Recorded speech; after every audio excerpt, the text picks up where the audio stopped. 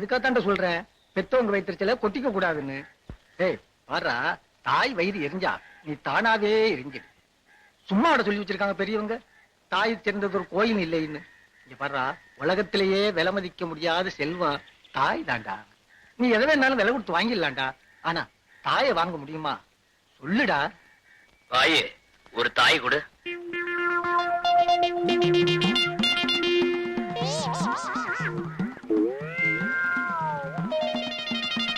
திருத்தவே முடியாதுடா. அண்ணே போயிட்டு வரேனே. பாடண்ணா.